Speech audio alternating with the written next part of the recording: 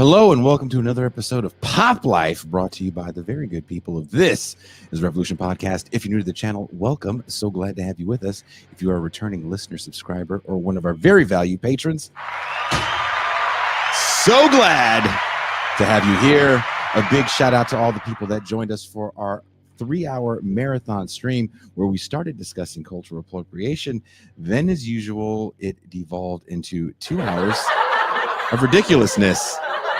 That show is up now, and if you watch the show on YouTube, we have playlists of all of our shows, main shows, red zones, pop lives like this.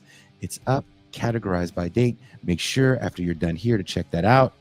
As you know, TIR is totally listener funded, and since we have a no-holds-barred ethos, many of our shows are sadly demonetized.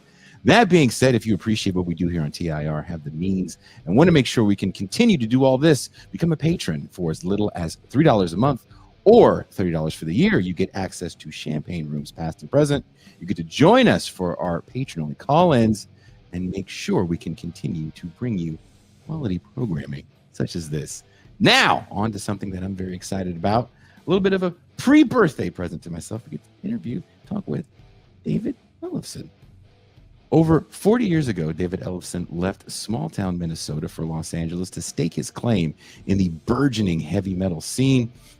A fateful meeting with Dave Mustaine led to the formation of Megadeth, where Ellefson became one of the key architects of thrash metal. Beyond his legendary run with Megadeth, Ellefson has showcased his bass mastery with bands like Soulfly, Ministry, Dieth, and the supergroup Metal Allegiance. Since branching out on his own, he's launched a record label, a film production company, and now returns with a new heavy metal project, Ellefson Soto. Their debut is a riff-packed, melodic, and progressive record, equal parts fist-pumping anthems and intricate passages. Today, we'll talk to David about his journey from small-town hopeful to heavy metal hero, and deep dive into the exciting new chapter that is the Ellefson Soto record. Please welcome, coming all the way live from a secret metal bunker somewhere in America, David Ellefson.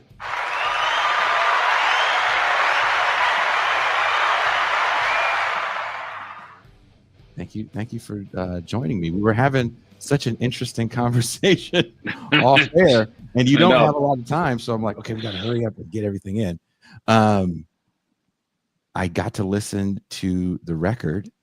I really like it. I actually wrote notes as I listened to it for certain songs I have questions about. Okay. Ellefson Soto record, I'm sure. Yes, the Ellefson Soto Okay, record. good, yeah. Unbreakable feels like both a celebration of classic heavy metal and a push into new territory. What was the original vision you and Jeff Soto had when forming the project? You know, when we started it, so it's funny, there's a third wheel in here, Andy Martingelli, our guitar player. He's really the kind of the trifecta, the trilogy here. It should be really probably Ellefson, Soto, Martingelli, because Andy and I write stuff all the time. He's the musical director of most of the stuff that I do when I'm in Europe, when I'm touring, my Bass Warrior stuff. We did some Bass Story stuff together. So Andy and I really have a good musical synergy, and so all of the Ellefson Soto stuff starts with me and Andy writing the music first, and usually it starts when we're up in London, up in the Wembley area, at Rogue Recorders, and Andy and I get together. We just start throwing riffs at each other, and songs happen. Usually, I'm not even kidding. Within a couple of days, we have the better part of an album written and good to go.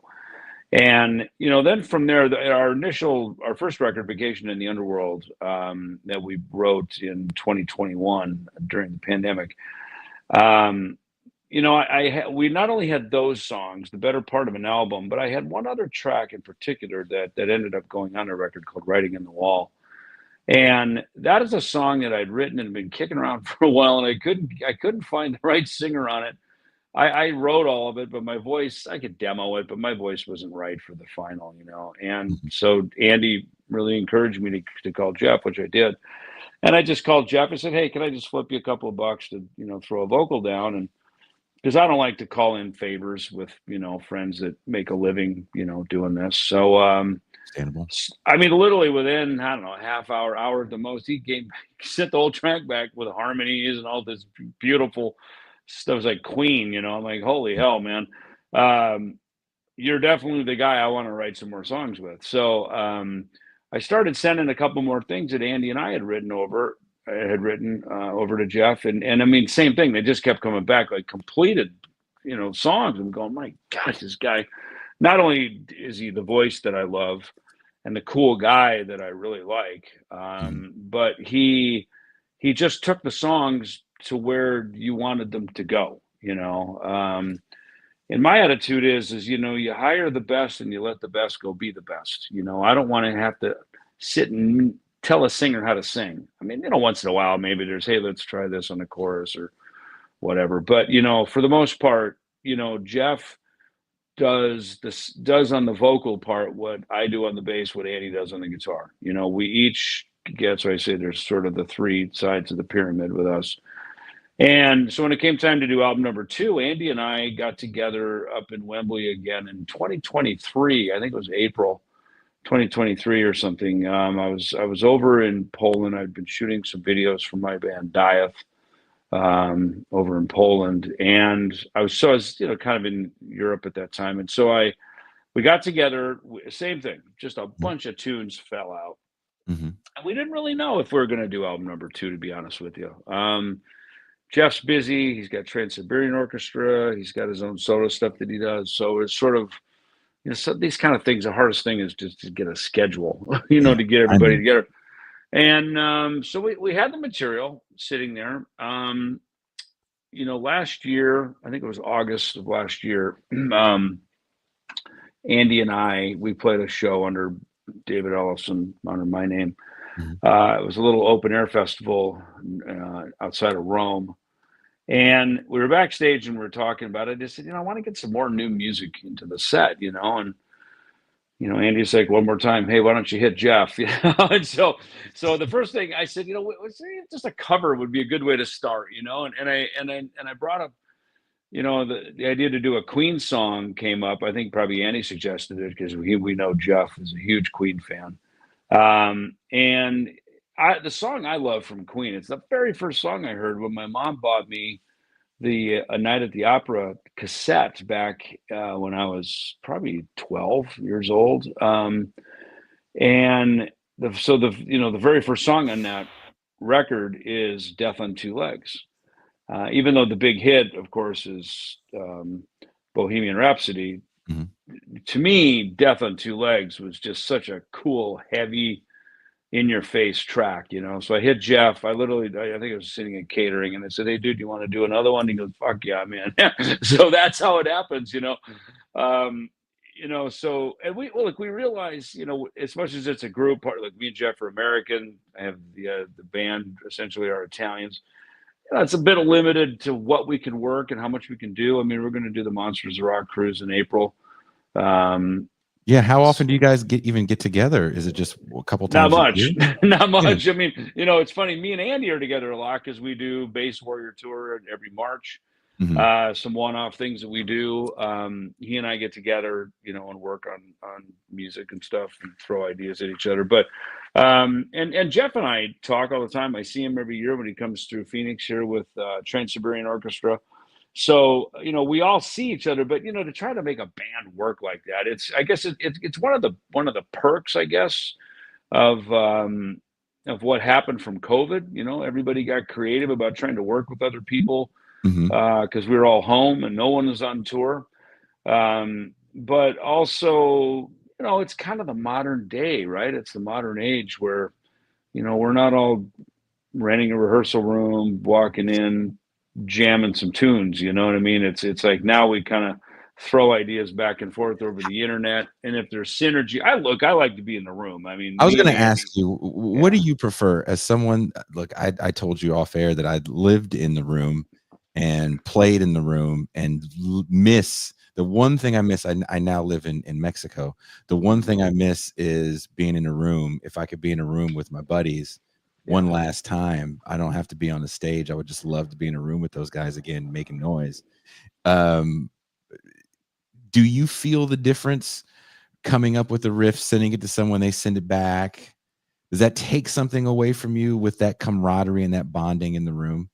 Well, here's what I find. If you know, you can write some really good stuff without being in the room together. Sure. Um, but the problem is when you go take it live out onto the stage, you haven't had any acid tests to see if it does it really make your lip curl and go, fuck yeah, this is rad. You know, that you don't get Yeah. that, right? You know, you Yeah. don't get that. When you're in the room together, um, you know, you have that litmus test right there. You Hmm. know, that it's and you know, I think you hear more and more. I was just watching some Black Sabbath interview, and I was reading Geddy Lee's book. I mean, as I you know, sort of you know, read and hear these things from my own heroes of my own career, we all say the same thing.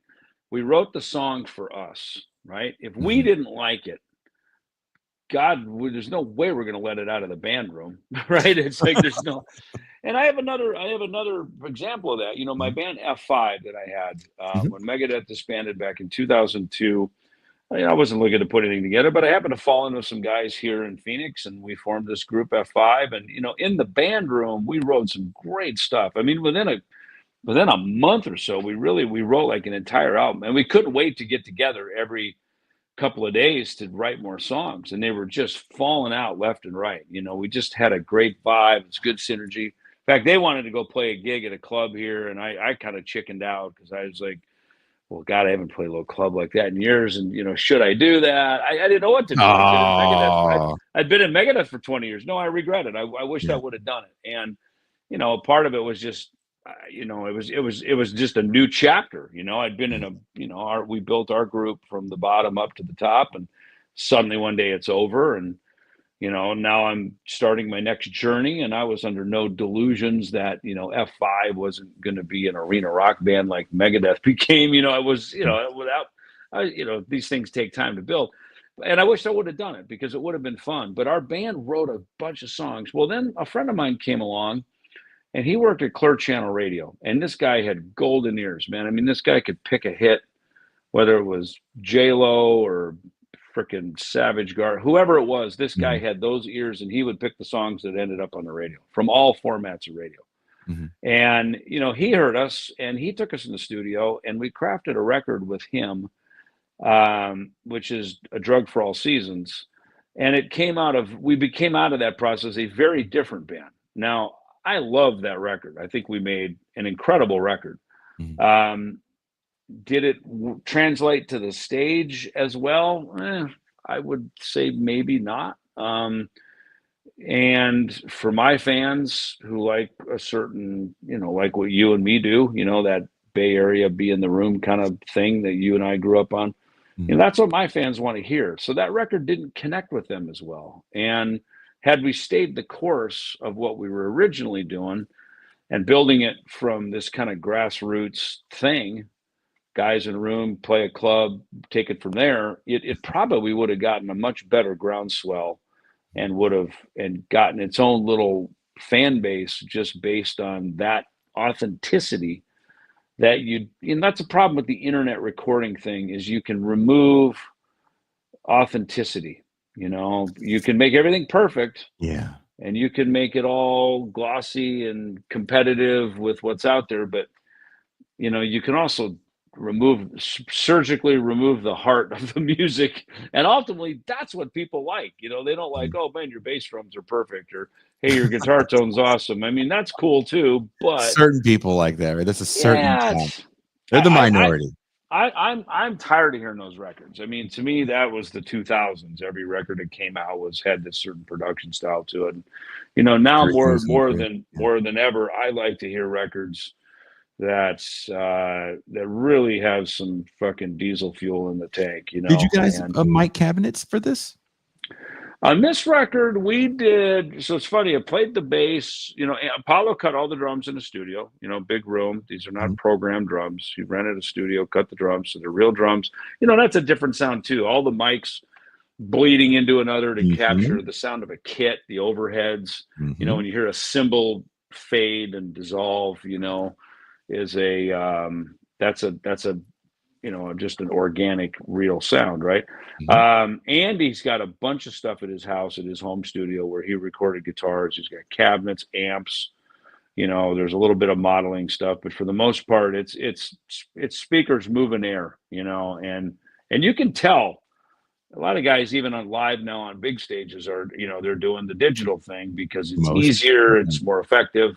Yeah. I get it. It's cost effective. It allows smaller bands just to be able to even tour at all. So I get it. But man, there's nothing like a freaking microphone on a speaker that's moving air and kicking your pant leg, man. And it's, you know, I went to see Lenny Kravitz back in March in Mannheim, Germany. And his tech took me up on stage. I got to see his rig. And it's all freaking Gibsons and combo amps with Yep. microphones on it. You know what I mean? And you can hear it front of house. It was pleasing to the ear. Like my ears didn't get fatigued through the whole show.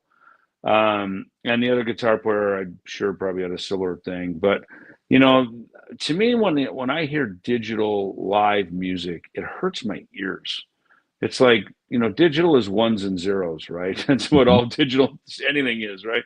Mhm. And to me, 20 hertz to 20K, 20,000 hertz, that's really hard to replicate as ones and zeros. I mean, Stage it's volume feels different too when you're on stage and you can, totally does. right? Totally does. To me, it feels like razors on my ears.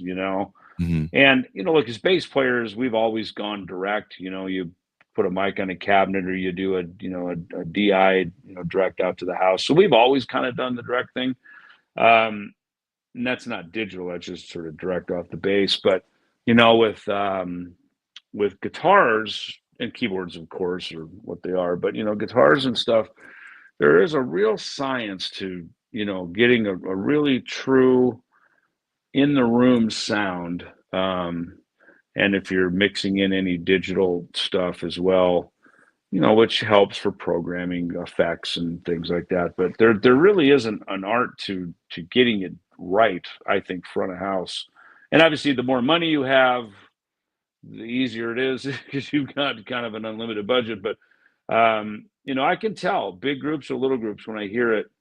It's like, yeah, that's definitely kind of a Kemper or a Fractal, or that's a a It's got the digital same, sound. right? It's got the same tone. I remember, and again, Yeah, my recording budget was nothing, and luckily I lived in a place where we could be loud at all hours of the night. right. And I remember one day we had ran into Billy Gould from Faith No More, and he had saw us recording, and he was saying, I always wanted to try recording drums in this hallway.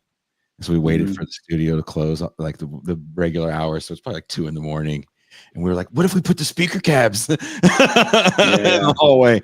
It's like right. having fun with that to me, for me, is the fun of recording. And I think it's a different kind of fun when you're doing it digitally or in the way that you guys had to do it, where you're sending stuff back and forth with each other.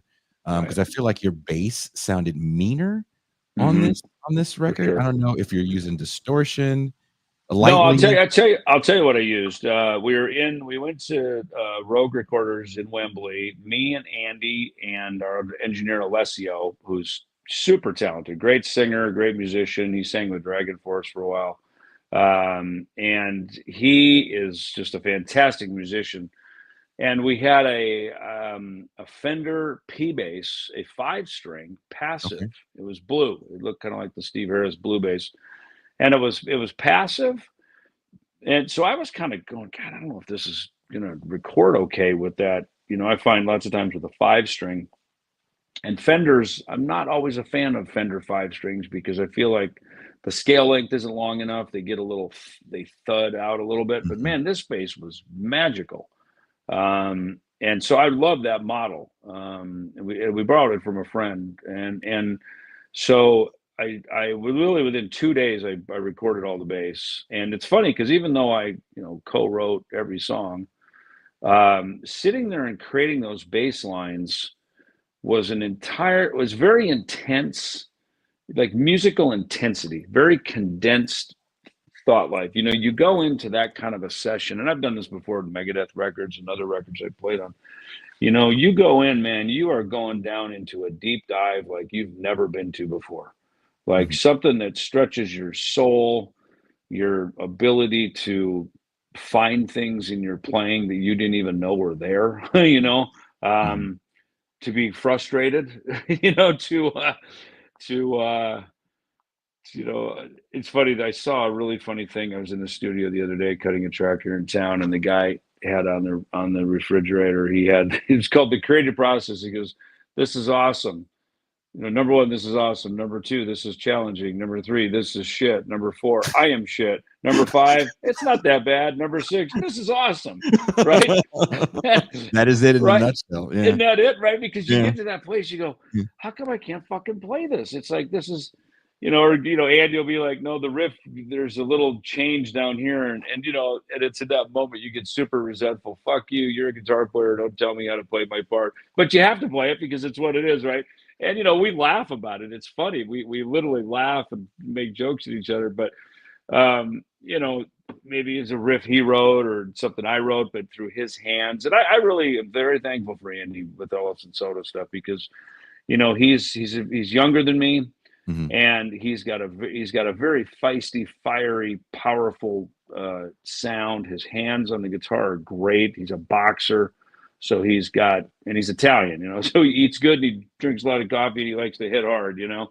And you know, so I'll send him stuff that I write, and by the time it goes to his interpretation and puts it down on a track, it's really come of age in a way that I really like. You know, it Mhm. doesn't sound like all of us doing thrash metal from 1983 or something, you know. And I like that because I don't want this stuff to sound like it's from that era, you know. Even if I write something that is from that era, I want it to sound like it's 2025, you know. Well, And how does that affect you though sometimes where you're trying to make new music? You're like, look, I did this when I was in my 20s and now I'm not in my 20s right. and I have different things that are influencing me in the music I want to make. Do you feel that sometimes you're pigeonholed by your success in a way? You know, yeah. I mean, look, success can become golden handcuffs for sure. Mhm. They can hold you back. They can limit your ability to expand. And sometimes it's your audience that doesn't want you to change. Yeah. You know, they remember, in my case, Rust in Peace or something. And oh, it doesn't sound like that. It's like it wasn't supposed to. And even Rust in Peace, Megadeth never wrote Rust in Peace again. We wrote that completely in a super dark, you know, heroin addicted, you know, drug addled way, which is funny that, you know, you think about heroin and you think of like sleepy jazz music, and here we are writing speed metal, you know. Yeah. But, you know, we were, and it wasn't just the drugs, it was the whole lifestyle, everything that was transitioning in the band. You know, the success was growing, our movement was getting bigger. Um, MTV was embracing, you know, the Headbangers Ball. So they're just everything that went around it. I can't say Rust in Peace was just about the drugs because it wasn't, but Mhm. that was certainly our lifestyle for sure, you know. And then through it, getting cleaned up and coming out of that lifestyle, and you know, you go into drugs, it ain't so painful. It feels okay, right? But when you're coming out of it, dude, it's painful. It's hard on your soul. It's hard on your body. It's hard on your relationships that have been around you. Naturally, some people are going to get cut out and they're going to have Yeah. to be left out forever. Even if they weren't the ones that did anything wrong, Yeah. sometimes they just get cut out, you know. And you know, you're rebuilding, you're bringing new people in our case, positive, you know, people to help us get a vision for what was going to be our future. So, you know, when people hear Rust in Peace, like you can't just go, oh man, you guys wrote some songs. Can't you just do that again? Like, would give us one more of those. It's like, no way. You can't, because, you know, I always say I got all these gold records up here on the wall, and I only have them because I do a podcast. If I didn't do a podcast, I wouldn't even have them up. I mean, in fact, for years, I didn't even have them up on the wall because honestly, there's not always good memories in them. There's a lot of really painful, hurtful memories in them. There's a lot of shitty things that happened during the making of those records, during the tour cycles Mhm. around those records. So, you know, I can look at them now, forest from the trees, because I'm not that guy anymore. You know, I've grown up from them, Yeah. but it's not all good. You know, I'm lucky. Look, I'm Mhm. lucky I have them. I'm glad we had the success that we had, but you know, those gold records, that's like a Purple Heart. Every one of those things have got a story behind them, and the story isn't always super awesome, you know. No, I this podcast generally is like more of an academic podcast where most academics have their wall of books behind them. But I Mm-hmm. spent my years playing music, so I have a wall of posters behind me of places, some of them that don't exist, and most of them are from a band I was in with my ex, who came home one day and she was gone. Mm-hmm. So I like you Yeah, also don't have the fondest memories and can kind of look back. It's been almost 10 years. And I did some music that I'm extremely proud of. I played shows that I'm extremely proud of in various parts of the world. So I maybe have a similar outlook as yourself, where right. people may look at these images behind me differently than I look at them, but it's a different kind of introspection. Hey, sometimes when you break up with your girlfriend like that, I remember I'd have to move to a new apartment. I was like living in Hollywood. I was like, I gotta No. move. I just don't want. I gotta get rid of my car. I don't want any association with Oh that no, area no, at all. You brother, know. I stayed in it. We Yeah, lived in the studio together, and there was pictures of us on the wall. And it is what it is, man. I know. No, exactly. You know, you build a life with someone, and that's what being in a band is. You're building a life together with these people, and managers are part of it. Agents. There's Mhm. guitar tech. There's all the cast of characters are part of the story, so when one leaves or you fire them or whatever happens, or people just decide to move on, there's a piece of you that kind of leaves with that, and so yeah, it's all part of the story. Which, getting back to the record, and I know time is fleeting for us right now, but getting back to the record, it feels like a refreshing record in the sense of you must be really in a good place, because there's not, to me, a sense of needless anger. Um, there's the song Vengeance, which I think is one of the better songs on the album, Mm-hmm. which is Right. heavy as all hell. It just comes in, and Yeah. you feel that it's probably got some personal meanings, but maybe not the meanings people think it has. Mm-hmm. Um, Overall, like I said in the introduction, it's a very fist pumpy record, but it's also a very complex record. And to your Italian homies, I felt the goblin kind of keyboardy intro for the Mm-hmm. opening Mm-hmm. track, which I thought was pretty cool. Do you want Yeah. to speak to that while we got a little bit of time? No, I think exactly as you said. It's fresh. I'm not walking around in a state of bitterness. I mean, look, if anyone would have a place to be bitter and upset about how some things went in my, more recent years of my career and things like that, it would be me. Mhm. um, but I also know that, you either get bitter or you get better. Mhm. You can either take the things that happen and you can pick up the pieces and move on and write a new chapter, write a new book, if you will, or you just get stuck in the same old fucking chapters. And that's why, again, I'll just use the rust in peace comparison we get from a lot of our fans. Um, Again, that record really meant a lot to them. Mhm. People ask me my favorite Megadeth record. That probably isn't it for me. I like Peace Cells, I like Countdown to Extinction, I like Cryptic Writings, I like a lot of other records. But um, so as I move forward here, now a couple of decades past all of that, Decades. it's like if I was just going back in there trying to grind out the same thing, you'd be like, dude, what is up with this guy? Does this guy not ever like let it go, David? Like That grow would up, be wouldn't that be the critique though? Like I remember, I remember vividly when Rust in Peace came out, because that was about 89, Mhm. Yeah. 89 when All it right. came out. 90. Yeah. Was it Yeah. 90? And I remember 90. there Yeah. was a video for Holy Wars, Mhm. and I remember thinking, damn, those dudes look kind of buff, because I was a kid, right? I was 11. And I thought the pointy guitars were cool. I have a pointy guitar behind me that someone made for me because I was a fan of the band. And it was such a departure, because I first heard, I got to save my lunch money, and I bought a CD at a place called The Warehouse. These record stores don't Yeah. exist anymore. Of Killing Is My Business. Mhm. And it terrified me. The cover scared me. I was like, this is what it sounds like in a madman's basement. Uh, And so you kind of grow with the band, but there's something about when you're a young, to me, this, when you're a young fan, you hear the record that you're like, yeah, this is the one. And you go, I want another one of that. But as you get older, and maybe because I did music, to your point about not being the same guy, I don't think I want a 50-year-old man to sound like a 20-year-old man. No, I agree. And I mean, look, I think this Unbreakable album is a good example of you can write things that are still heavy. I Yes. mean, you know, that Clear Channel guy that I was telling you about that did the F5 record, you know, he had a really good adage that I've adapted and I've stayed with. Is he said, David, you guys write music that's heavy but melodic. Yes. And I look at my entire career was like that. All the music that I made, and even growing up, you know, and I grew up with Kiss and Styx and Foreigner and BTO and all this stuff. All those bands, they were the heaviest bands at the time, but they all had melody. They all had good singing. They all had good singable hooks to them. And that, I think that just stayed with me. That was kind of my radio rock that I grew up with. So I brought that over into my world.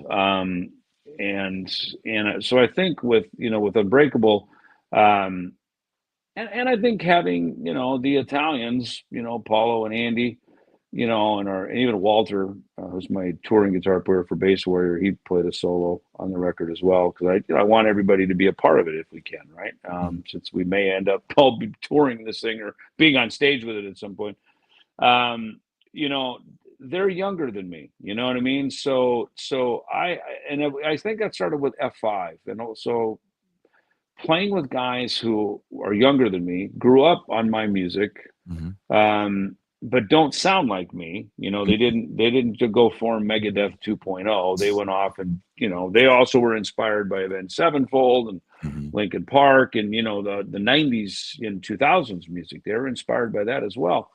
So to work with these guys, you know, has been a real blessing for me, to not just go in and go, well, I'm David Ellefson and it needs to be like this. I walk into things going, all right, what do we got? You know, let's make a sound together. And I think that makes me a member amongst members, makes me one of the guys. Yeah. When my leadership is required, I will certainly step up and lead, or, you know, make some executive decisions on business when need be. But, you know, for the most part, creating the songs and the music and the stories, I like it to be our story. That's for us. And, you know, I've done a lot of groups and a lot of records and a lot of music in my time away from Megadeth, both from Done a lot. 2002 to Yeah. 2010, and even while I was in Megadeth, I was making records and doing other stuff. And never anything to try to, as they say, trump the brand. You don't want to sort of go out and be bigger than the band, and I didn't. I was always very respectful about that, you know. But at the same time, I knew what the creative structure was inside of that group, and that helped me not try to sort of force my creativity into that dynamic, because at times it was welcomed, usually it wasn't, you know. So it's sort of like, well, don't even frustrate that. Just let that exist as it is. Right, the walls are the walls are set.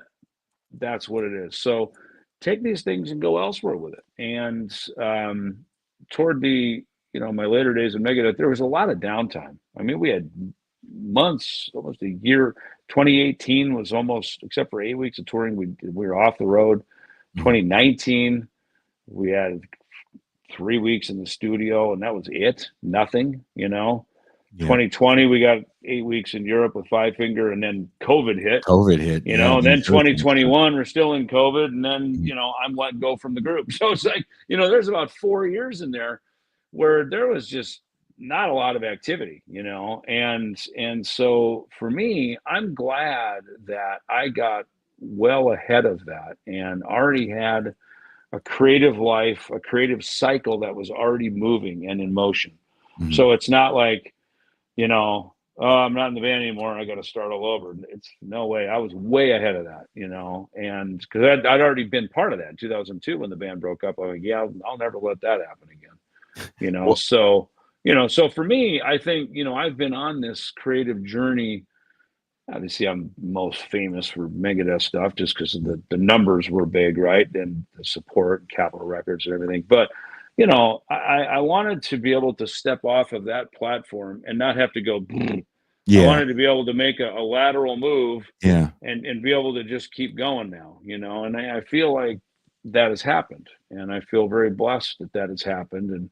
And I'm way, way down the road now of my future from that, which I think is great. When you were in Soulfly, I was so excited. I was like, oh, I was like, David Ellefson's in Soulfly. I want to make, before you go, I want to make an argument for playing a small club in Arizona. I don't know where in Arizona you are, but I feel like every small club from Bisbee to what's the city way up top by Sedona? Like Flagstaff or Prescott. Prescott. Prescott, yeah. I remember once right when Jason Newsted left Metallica, so it was like 2002, 2003. Right. Metal was, kind of on a bit of a decline, and Exodus was playing this little bitty club in a city called Concord, California, in the Bay Area. And me and a buddy going to this show, and it was a little more filled than usual, but it was at a bar, right? This is Exodus at a bar. And Newsted had just left, but he lived in the Bay. We didn't know, unbeknownst to us, he had pulled up with Voivod. And he just shows up kind of randomly, talks to the Exodus guys about fitting in, and they play a set about 45 minutes. Nice. And to this day, it's one of the coolest shows I've ever seen. Maybe 100 people in this little bitty bar. Right. And we got to watch Exodus, Voivod, another Bay Area band called Chaos. It was so much fun. So, and that's right. With Kings of Thrash, we do that. Though we play the early Megadeth stuff, not exclusively, but that's largely what the set list is. And it's funny because that music was, written and performed by the group when we were a smaller club band, right? And we were never a tiny club band, but it was in the clubs, right? So it's interesting when you take that music, and part of the reason we stopped playing it over the years is as we got into the bigger rooms, those songs just didn't sound as good, Rattlehead does not sound good in a hockey arena. It just doesn't, and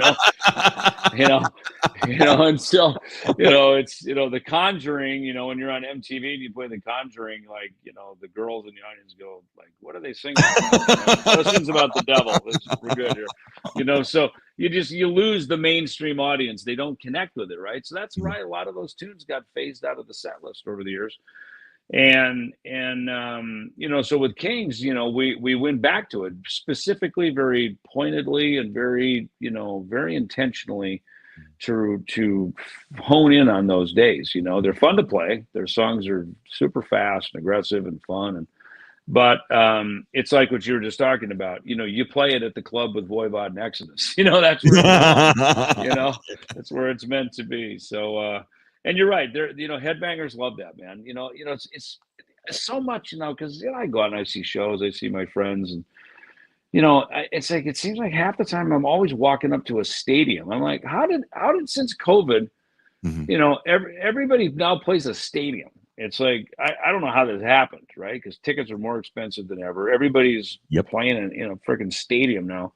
And stadium shows are great when you're the performer. For everybody else, they suck.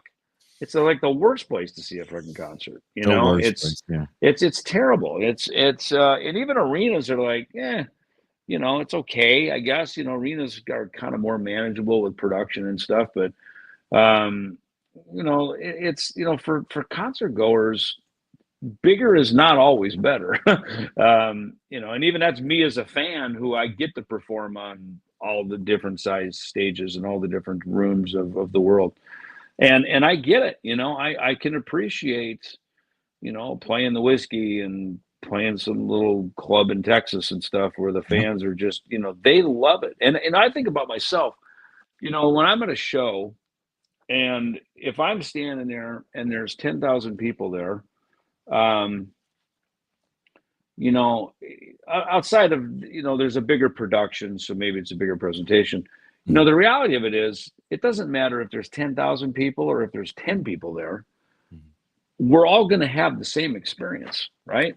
Yeah. We're going to stand there and go, this is either fucking awesome or I don't like it. You know what I mean? It's gonna be It sounds right. like shit. Yeah. It's not like, well, if there was more people here, I'd like this a lot better. I've never once said that at a concert. I've often said, I wish there weren't so many freaking people here because this is a pain in the ass and it's sweaty and they're spilling beer on me and everybody's taller than me and I'm afraid I'm going to get freaking stamped on, and stomped on in the fucking pit or something. You know what I mean? So I've never once said, yeah, if there's more people here, I'll like the show better.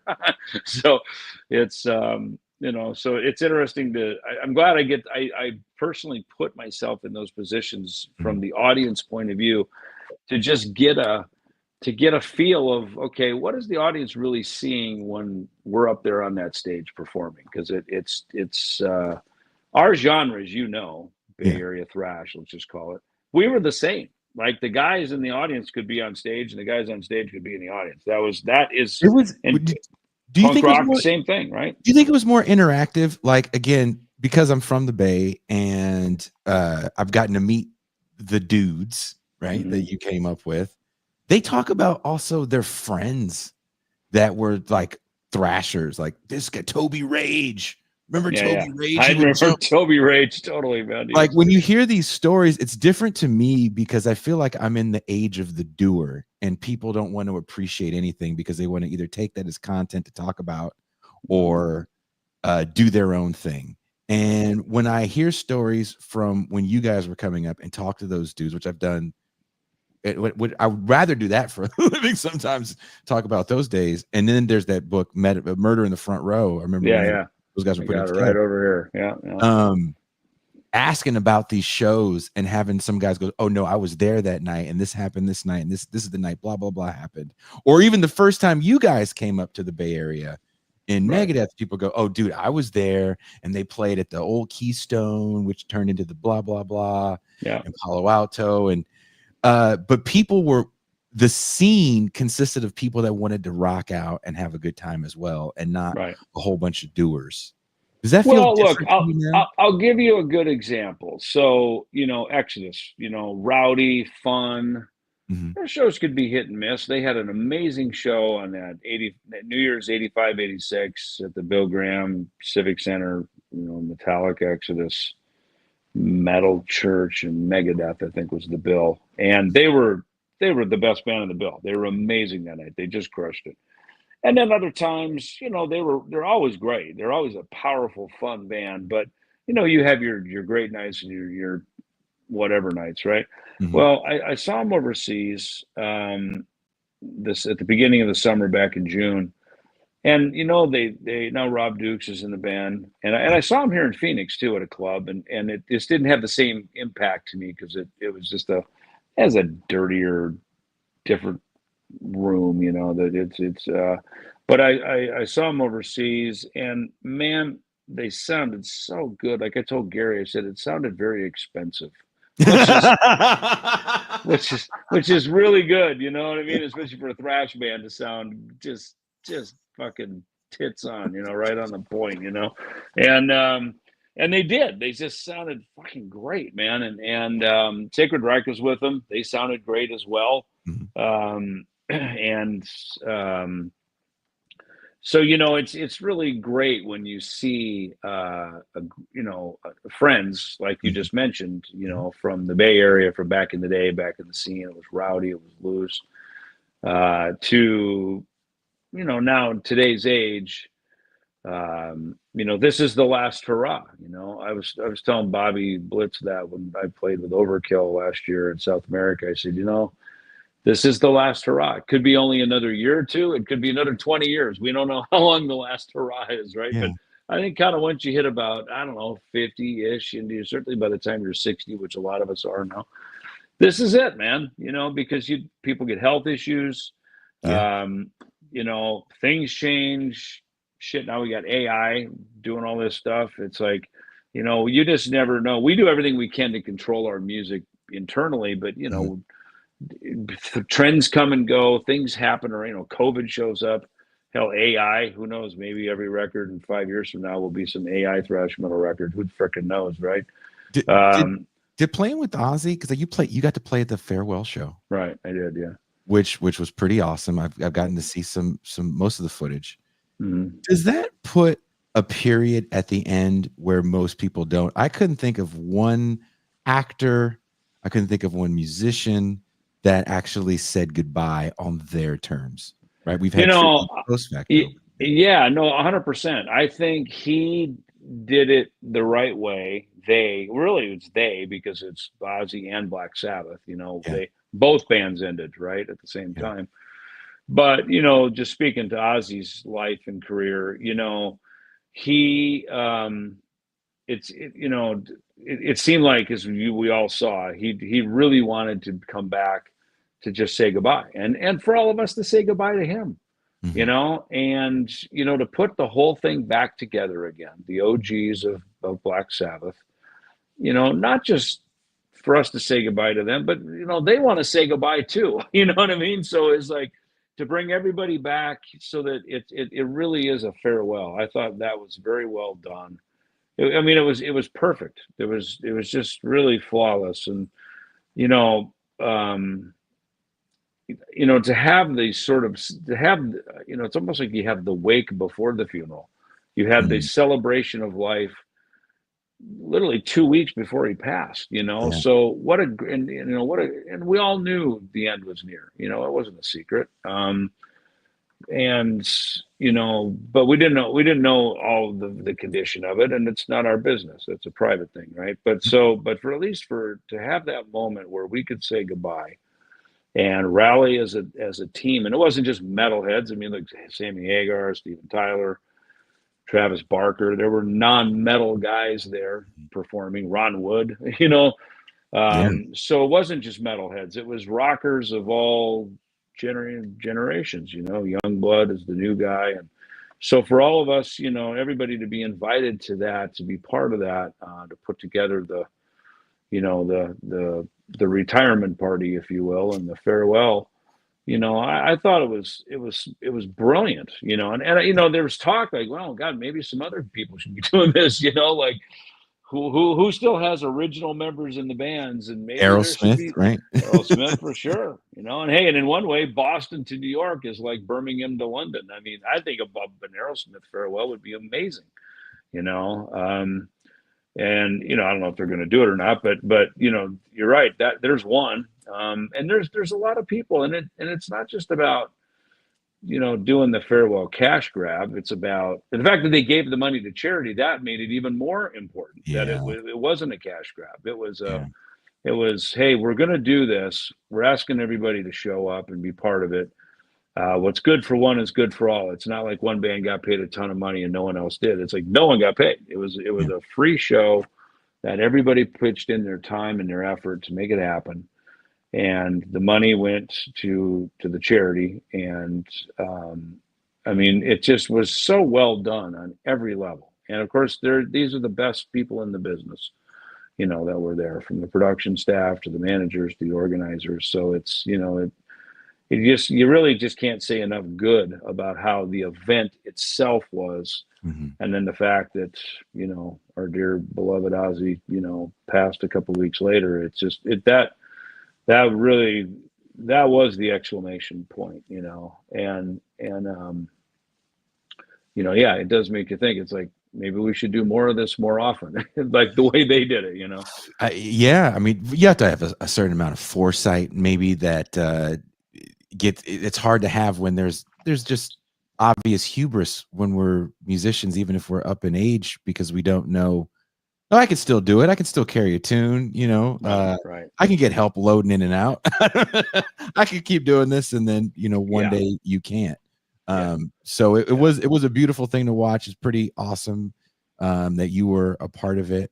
As I think I look at you as, and maybe you don't like this term, uh, kind of royalty in rock music in general. You've done it at a high level, at an influential level, and this current record, um, I think, is a celebration of that. Again, you get to you put Appreciate the that. band together to some degree, right? You get to turn yourself up a little bit more in the mix, which is a good thing. Right. So people can actually really feel and hear that bass tone. That, like, I will say it again, feels a little angrier. There's something a little heavier, a little dirtier. in this record. Maybe it's just me. But when is it coming out? No, I would agree. It actually just came out Friday, August 15th. Okay. And, we'd only did a pre-order for the physical. We didn't do like your typical kind of digital pre-order and all that stuff. So we just did, because the physical packages are great with the album, CDs, trading cards, patches, all the vinyl and everything. To a true, kind of metal package, right? Yeah, and you're right. I feel like it's some of my better bass playing of my entire career. I feel like I really dug deep and worked hard, creating these bass lines. And lyrically, same thing. Spent a lot of time, with the lyric writing and the stories.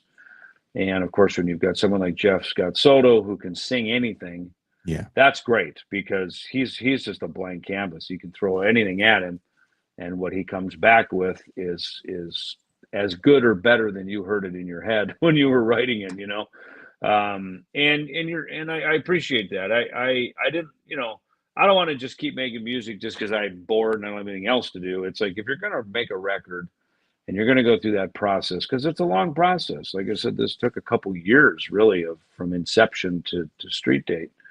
What are you saying? Is there a story? Is there why? I guess it's always the why this record? Why did you do this? What do you have something still to say? And I feel like with this one we did. I mean, this is for sure one of my more favorite albums of my entire discography, and I'm glad that I was able to do it. I'm 60 now, and to make a record I think of this quality, with the writing and the songs and the performances, to make something of this quality at my age, I'm super happy and very proud of it for sure. Well, you should be. It is a very, very, very fun record. Like I said, there's some fist pumpy anthems. There's some nice big hooks. And Jeff Soto's voice just soars over the top. I love it. Vengeance, again, I think is probably the go-to track for me that I would play over and over. I don't know why it doesn't have more plays on the little thing that I was given to listen to it on SoundCloud, because I was like, dude, it just comes in so fucking heavy and stays that way. It doesn't let up. It's unrelenting. And then you have a trip. Wait, I wrote it down. Track 8 is like a tribute to Motorhead, if I'm not mistaken. It's like a Motorheady, like a Lemmy-esque track. It felt real Motorhead. Snakes and Bastards. Is that the one? Is that the one? About? Yeah. If that's the one, I can't remember the track listing in my head right now. Yeah, I think it is though. Yeah. Just fun, rowdy. Thinking about Ace of Spades kind of record. You know what I mean? Something that had that same fun, rowdy, kick-ass. It's not even punk rock. It's just great rock and roll. I think that's where we were headed on that track.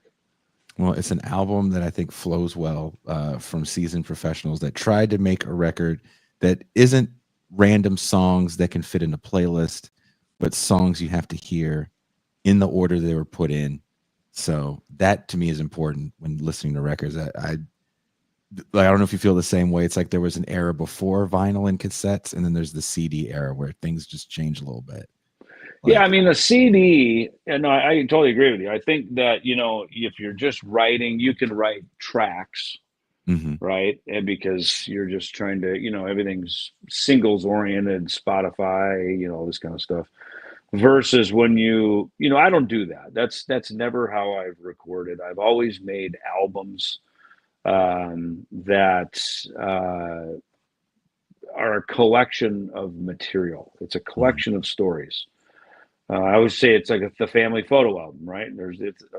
It's a collection of the photos, you know what I mean? And there's a story. Here's the summer vacation. Oh, here's Christmas 1971, whatever. You know what I mean? It's like there should be a theme to it, So that's why I think when we write, and to write as Andy and I do, we write this batch of material all at one time. It sounds cohesive, as different as the songs can be. They are reflective of a period in time, so that even if a little time goes by before we finish up the lyrics and get Jeff involved and have him sing the melodies, but actually at that point we've had enough time away from it. we can almost look at it and go, okay, does it still hold up? Or were we just out of our minds creating a bunch of bullshit? Are these still good songs? And you go, God dang, that is a freaking good song. I just hear like Son of a Bitch and Snakes and Bastards and Vengeance and this stuff, and you hear it and you go, yeah, those are fucking great songs. And so, then you move forward with the lyrics and you get Jeff involved. Now it gives a whole new, fresh enthusiasm because their songs are getting completed. Of course, Jeff's got a big sound. He roars like a lion. He brings Great scream. he brings a great punch. Jesus. So so I think the way that we make these records, there's enough time that goes by that we don't sit there and pine and labor over them as much as they just come out of us. We will get away from it for a bit, and then we come back to it. And if we're still excited about it, which we are, then it's like, yeah, let's carry on. Let's finish this up. Let's make a real album out of this, and let's put this out for people to hear. Well, you did, and it's going to be on Spotify. It's on Spotify now, or no? Yeah, it's on all the digital platforms. Yeah, I just actually on Friday is when all that stuff went up. On the 15th of August, it went up, so it's everywhere now. Well, thank you very much for taking the time to talk with me. I appreciate you giving me some extra minutes. No problem, man. Tell your publicist I said thank you again for connecting us. Of course. You guys, it's out now. Ellefson Soto. I'm letting you know right now, if you're going to be jerks and skip to what I think is the best track, and you can write comments in here and say, Jason, you're a liar. We think Shout's the best track. I say Vengeance, track number 7. It's just so heavy. It's one of those things. I collect songs that are riffs I wish I wrote. Mm-hmm. And that's one of those things I'm like, okay, yeah, I'm mad because they did it before I did it. Okay. Sons of bitches. Good.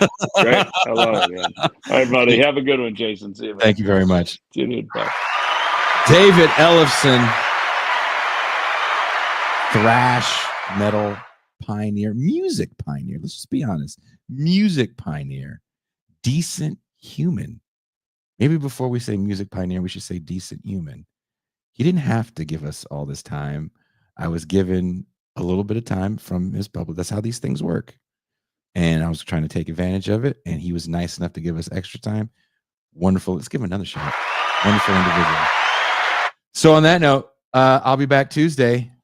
And I'm working on the Kayfabe documentary. Hopefully we'll have it finished this weekend. And we are, where's the outro music? Ow!